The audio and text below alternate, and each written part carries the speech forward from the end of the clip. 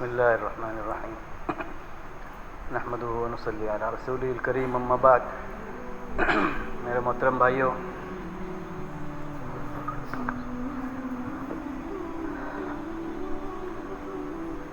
بار بار دین کی بات سننے کے لیے جمع ہونا یہ بہت نفع بخش ہے، اور عام طور سے جو دین کی باتیں ہوتی ہیں اس میں کوئی بہت نئی بات نہیں عرض کی جاتی کہ ایسی باتیں بتائی جائیں انوکھی جو کسی کو نہ معلوم ہو، بلکہ دین کی موٹی موٹی باتیں ہیں جو علم کی حد تک ہم سب کو معلوم ہیں، ہم سب جانتے ہیں، لیکن بار بار ان باتوں کا مذاکرہ اس لیے کیا جاتا ہے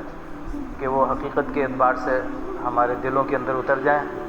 اور ہمارے عمل کا حصہ بن جائیں، ہماری زندگی اس کے مطابق ہو جائے. یہ مستقل ہماری ایک ضرورت ہے، یعنی دین کی باتوں کو کہنا، سننا، اس کا مذاکرہ کرنا.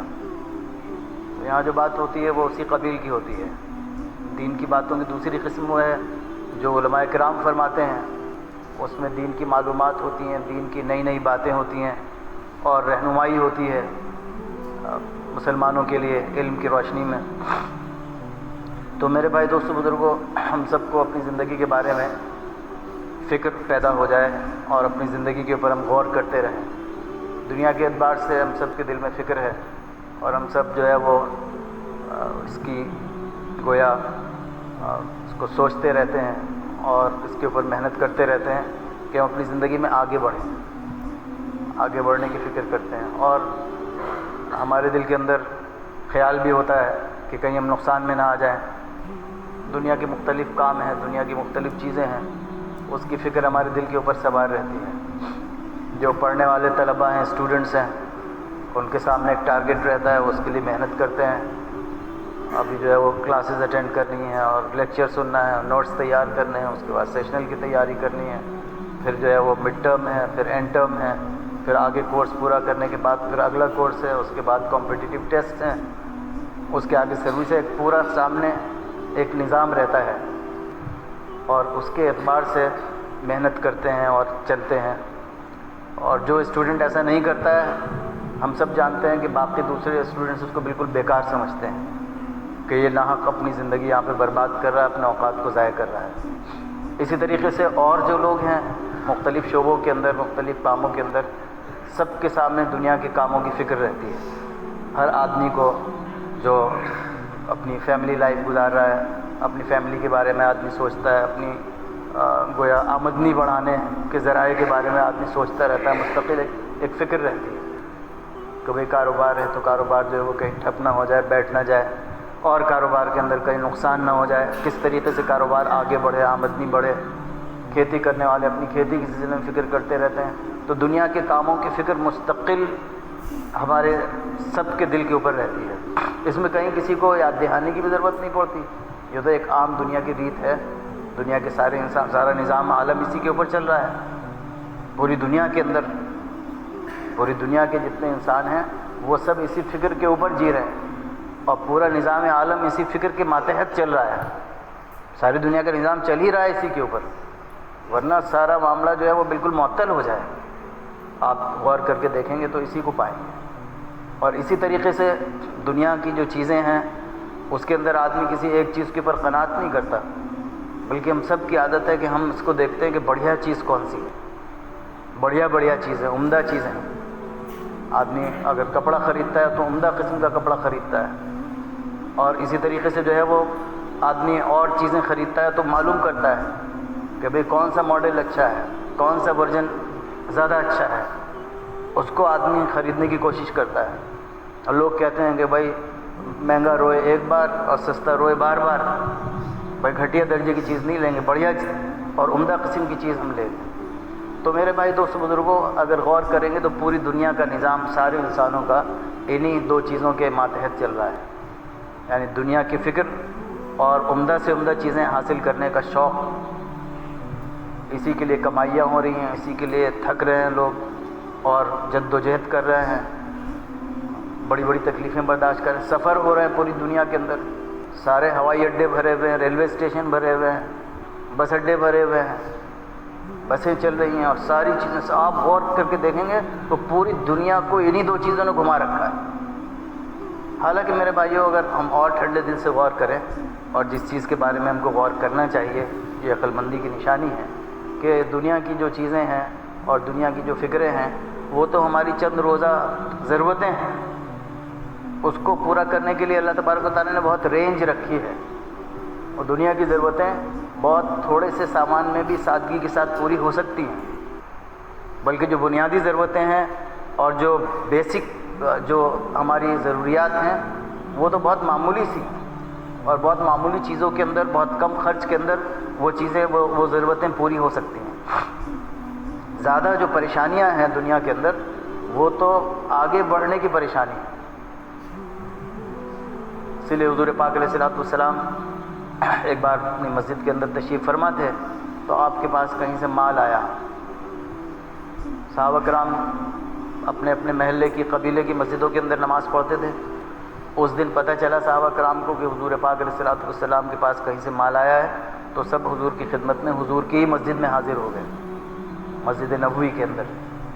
اور حضور پاک علیہ السلام نے فجر کی نماز پڑھائی اور اس کے بعد نمازیوں کی طرف منہ کر کے بیٹھ گئے،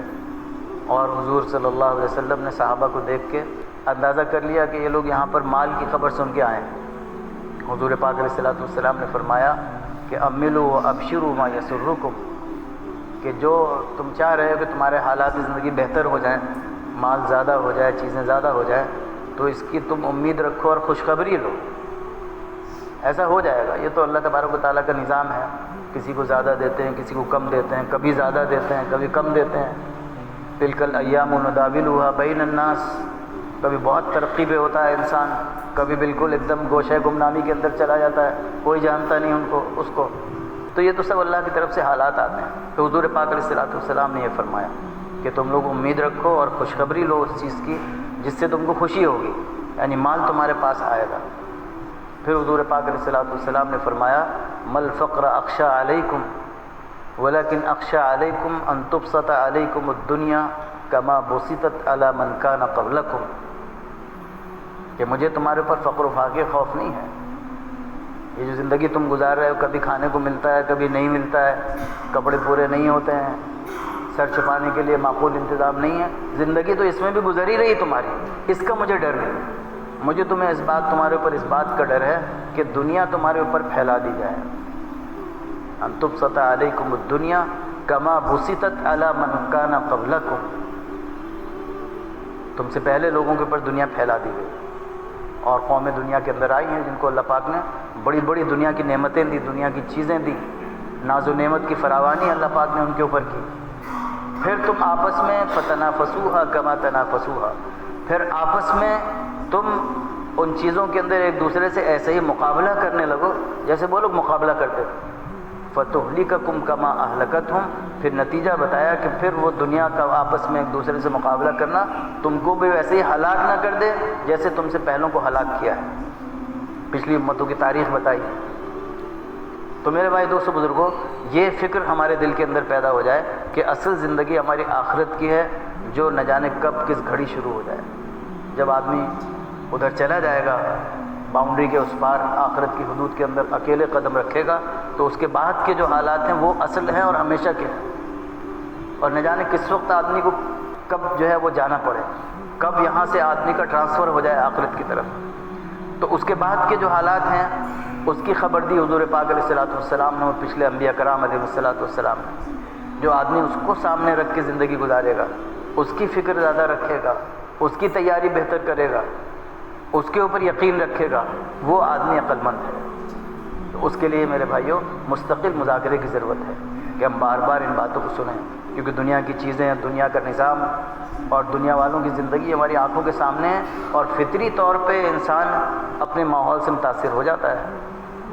اپنے گرد و پیش کا اثر اس کے دل کے اوپر ہوتا ہے، اور اس سے آدمی کے عمل کے اوپر بھی اثر پڑتا ہے، سوچ پہ بھی اثر پڑتا ہے، اور آدمی کی جو عمل کا رخ ہے اس کے اوپر بھی اثر پڑتا ہے۔ تو اس لیے آدمی جب دنیا کو سامنے رکھ کے چلتا ہے تو وہ زبان سے تو کہتا ہے کہ آخرت اصل ہے، لیکن اس کی زندگی کی جو اس کی جو سرگرمیاں ہیں اور اس کے جو کام اور اعمال ہیں وہ سب اس کے بالکل خلاف ہوتے ہیں۔ دل سے تو کہہ رہا ہے کہ موت اصل ہے، موت کے بعد کی زندگی اصل ہے، لیکن بالکل ایک دم زبانی جمع خرچ۔ کہا ہے نا کسی شاعر نے کہ تجھے پہلے بچپن نے برسوں کھلایا،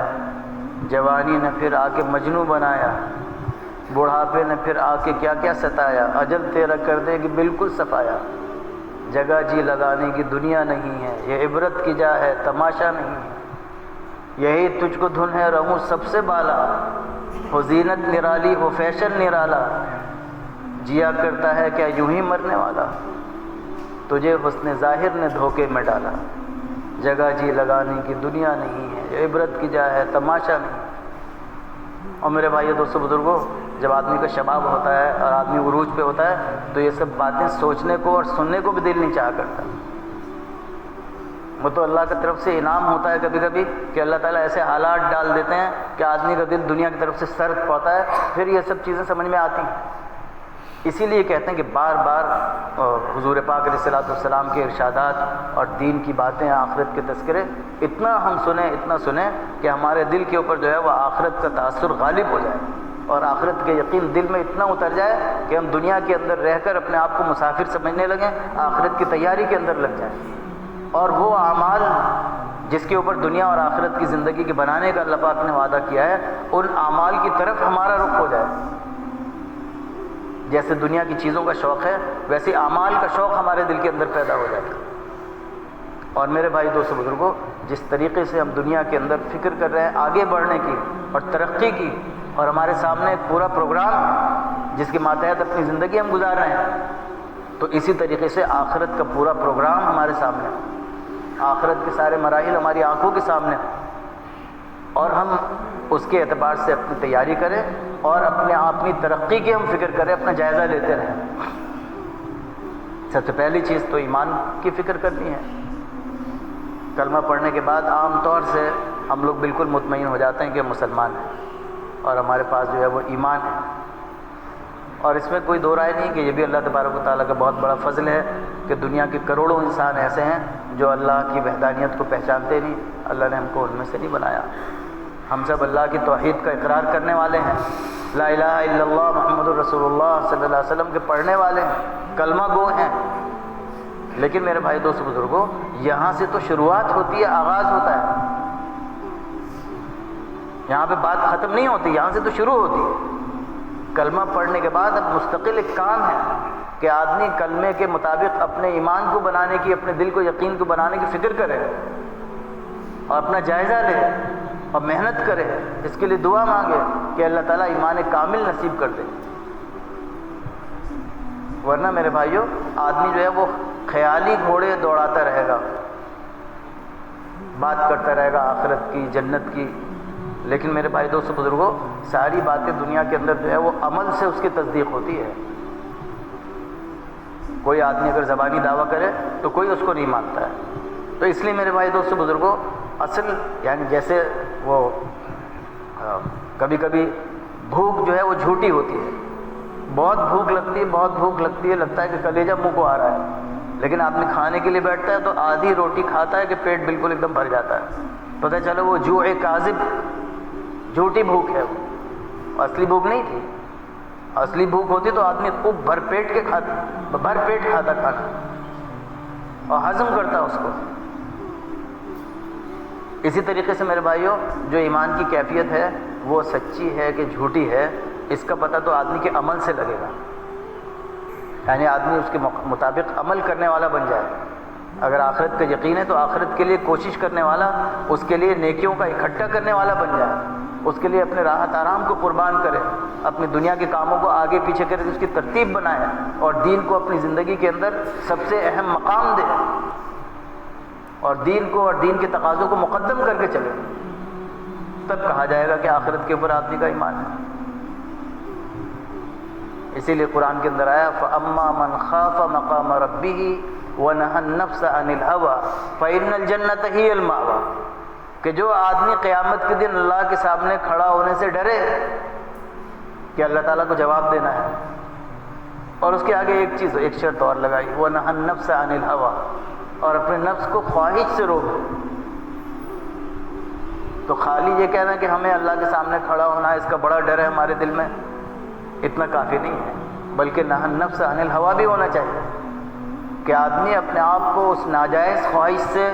روک دے جو اللہ تبارک و تعالیٰ کے حکموں کے اوپر کھڑا ہونے سے اس کے لیے مانع بن رہی، رکاوٹ بن رہی۔ آرام کا تقاضا ہو، اپنی کیا کہتے ہیں خواہشیں ہوں، اپنا کھانا پینا ہو، دنیا کی چیزیں ہوں، دنیا کی محبت ہو، وہ چیزیں جو اللہ تبارک و تعالیٰ کے سامنے کھڑے ہونے کا جو تقاضا ہے اس کے ڈر کا، اس سے جو چیزیں رکاوٹ بن رہی ہیں اس سے آدمی اپنے آپ کو روکے، تب کہا جائے گا کہ واقعی اس کے دل کے اندر اللہ کے سامنے کھڑا ہونے کا ڈر ہے۔ ہم اگر اپنا جائزہ لیں تو پتہ چلے گا کہ بحیثیت مسلمان کے اور ماشاءاللہ دین کے کام میں بھی لگے ہوئے ہیں بہت سارے بھائی سبھی، تو سب جو ہے وہ دل کے اندر خیال آتا ہے کہ اللہ کے سامنے کھڑا ہونا ہے، اللہ کے سامنے جواب دینا ہے، لیکن وہ تو بڑا سخت دن ہوگا۔ جن اللہ والوں کے دل کے اندر واقعی اللہ کے سامنے کھڑا ہونے کا ڈر حقیقتاً پیدا ہو جاتا ہے، ان کی زندگی کا تو رنگ ہی دوسرا ہوتا ہے بالکل ایک دم۔ قبر کا حال کتنا سنتے ہیں، کتنی دفعہ سنا ہے ہم نے،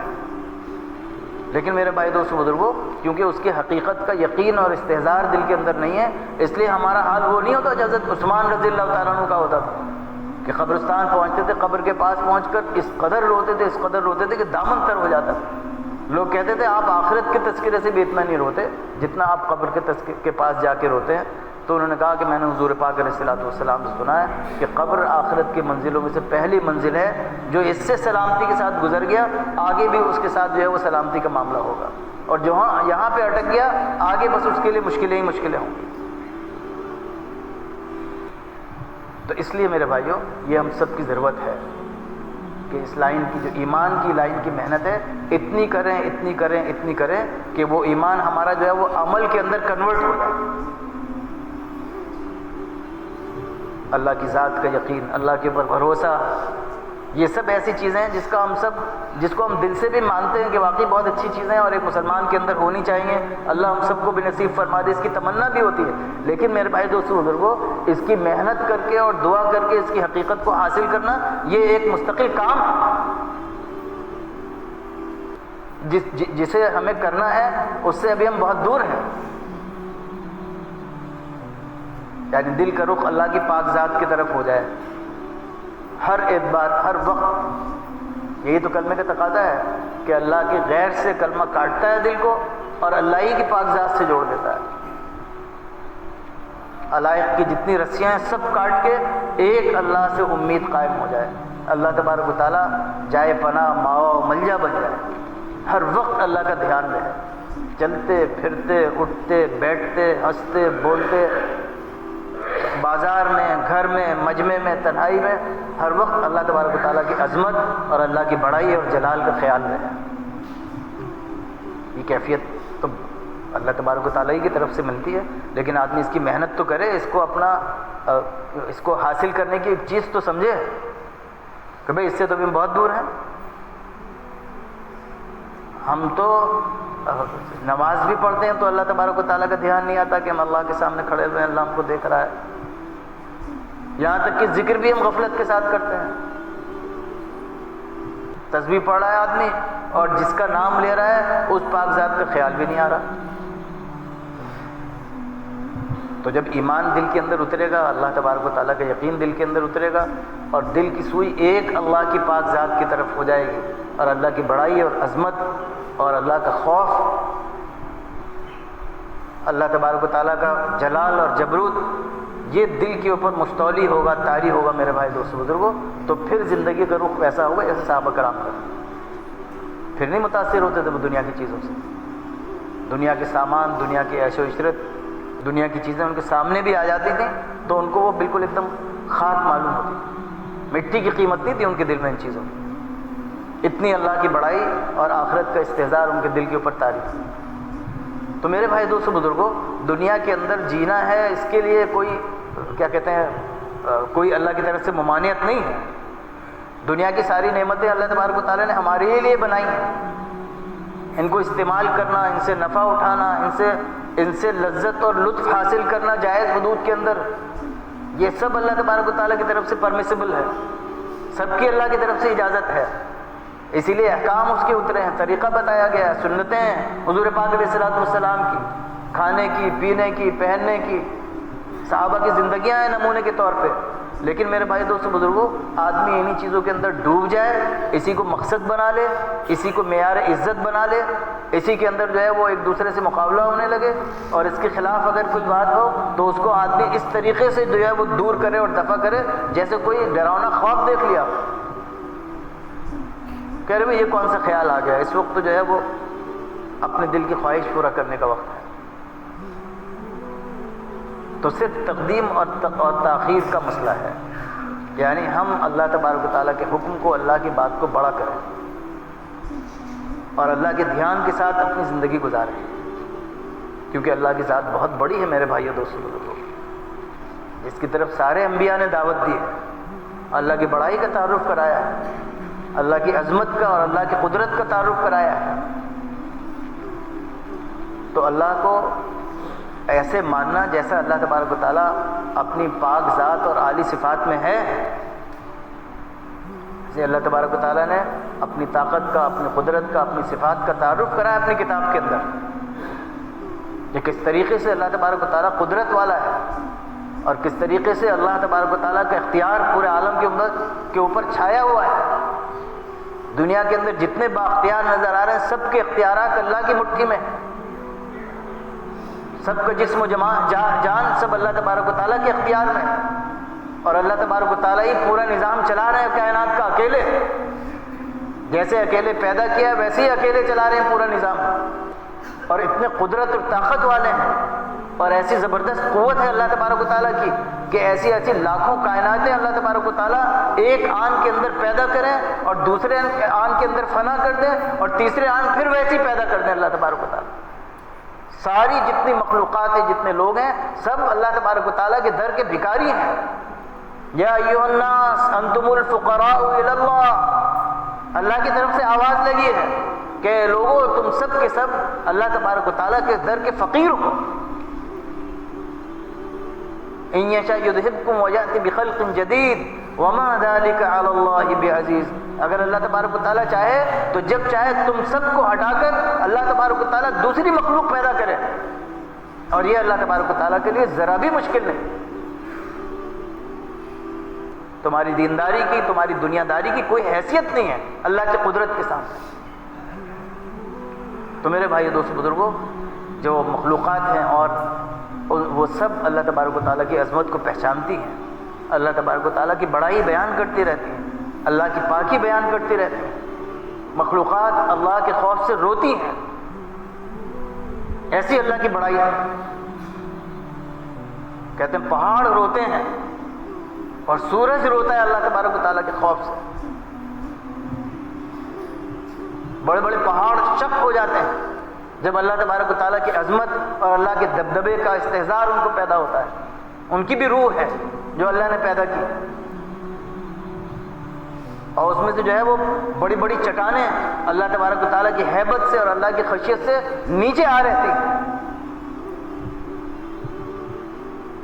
لیکن میرے بھائیوں، اللہ تبارک و تعالیٰ نے انسان کو اختیار دیا ہے کہ اپنے اختیار سے سوچ کر، اپنے ارادے سے محنت کر کے اللہ تبارک و تعالیٰ کا ایسا تعلق پیدا کرے، اور امتحان کے لیے اللہ نے چاروں طرف سے رکاوٹیں بھی لگائی ہیں۔ نفس رکھا ہے، خواہش رکھی ہے اندر، نفس ہمیشہ خواہشات کی طرف چلتا ہے، اور جب خواہشات کا آدمی عادی بن جاتا ہے تو پھر حکموں کا پورا کرنا بہت مشکل ہو جاتا ہے۔ من مانی زندگی گزارنا، اپنے اعتبار سے سونا، اپنے اعتبار سے کھانا، اپنے اعتبار سے چلنا، تو اب اللہ تبارک و تعالیٰ کے حکموں کی گنجائش زندگی میں بہت کم ہو جاتی ہے۔ تو میرے بھائی دوست بزرگوں، آدمی جو ہے وہ خواہشات کے اوپر چلنا شروع کرتا ہے تو پھر اس طرح سے اس کا حال ہوتا ہے۔ ابھی فجر کی نماز جو ہے وہ پڑھنا مشکل ہو جاتا ہے۔ ایک صاحب کہنے لگے کہ بھائی میں چاروں وقت کی تو پڑھ لیتا ہوں، لیکن بھائی صاحب سی بات ہے فجر نہیں پڑھی جاتی مجھ سے۔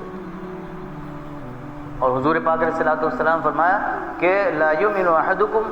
حتی یکون ہواہ تبعا لما جئت بہ، تم میں سے کوئی اس وقت تک کامل ایمان والا نہیں ہو سکتا جب تک اس کی خواہش نفس اس دین کے تابع نہ ہو جائے جس کو میں لے کر آیا ہوں۔ اب یہ بتا دیا حضور پاک علیہ الصلوۃ والسلام نے، ایک معیار بتا دیا کہ ہماری خواہشیں، جائز خواہشیں اسی وقت تک اچھی ہیں جب تک اللہ تبارک و تعالیٰ کے دین سے ٹکرائیں نہیں۔ جہاں اللہ کے حکم کا اور خواہش کا ٹکراؤ ہو جائے آپس میں، تو پھر مومن کی شان یہ ہے کہ وہ اپنی خواہش کو پیچھے کر دے، اللہ کے حکم کو آگے کرے۔ اتنی طاقت ایمان کے اندر ہونی چاہیے، اتنا تعلق اللہ کی پاک ذات سے ہر آدمی کا قلبی ہونا چاہیے، قلبی تعلق اللہ کے ساتھ۔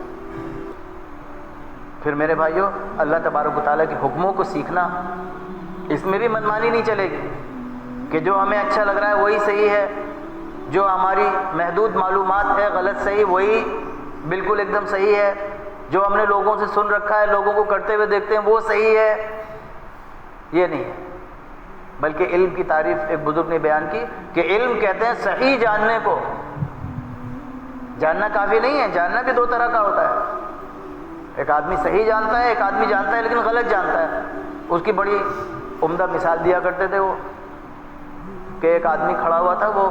وہ اس نے دیکھا کہ ایک بکری جا رہی ہے، تو انہوں نے اس نے بکری کبھی دیکھی نہیں تھی، اس نے ایک صاحب سے پوچھا کہ بھائی صاحب یہ کون سے جانور ہے جو جا رہا ہے؟ تو وہ چشمہ پہنے ہوا تھا، اس نے چشمہ اتارا، چشمہ صاف کیا، اس کے بعد دوبارہ لگا کے دیکھا، کہنے لگا بھائی صاحب مجھے تو کتا معلوم ہوتا ہے۔ تو اس کے بارے میں کیا کہا جائے گا؟ کہا جائے گا بھائی جاہل ہے یہ، اسے یہ نہیں معلوم کہ یہ بکری ہے، کتا نہیں ہے۔ تو اس کے پاس علم بھی ہے اور وہ بتا بھی رہا ہے علم، لیکن دونوں چیزیں غلط ہیں، صحیح معلومات تو نہیں دے رہا وہ۔ تو اسی لیے کہتے ہیں کہ جہل بھی دو طرح کا ہوتا ہے، ایک تو جہل سادہ ہوتا ہے، عام طور سے کہ بھائی ہمیں نہیں معلوم، آدمی ڈرتا رہتا ہے کہ مجھے نہیں معلوم، تو یہ جہل بھی بہت ہے۔ اور ایک ہوتا ہے جہل مرکب کہ آدمی نہیں جانتا یا غلط جانتا ہے اور اس کو یہ غر رہا ہے کہ میں بہت جانتا ہوں، بالکل صحیح جانتا ہوں۔ یہ جہل مرکب بہت عام ہو گیا آج کل۔ اس کی وجہ یہ ہے کہ اہل علم سے علم حاصل کرنے کا رواج ختم ہو گیا، ہر آدمی خودرائی کے اوپر چل رہا ہے اپنے اعتبار سے، تو وہ کوئی معتبر چیز نہیں ہے۔ بہت سی چیزوں میں صحیح ہوتی ہیں، بہت سی غلط ہوتی ہیں، بہت سی چیزوں میں آدمی کی سمجھ غلط ہوتی ہے۔ دین کا سمجھنا بھی ایک کام ہے جو ہر ایک کے بس کا نہیں ہے۔ دین کی جو نصوص ہیں، دین کے جو اس کے جو سورسز ہیں، اس سے دین کو صحیح سمجھنا یہ آسان کام نہیں ہے، اس کے لیے بڑا تقویٰ اور بڑی فہم چاہیے۔ کہتے ہیں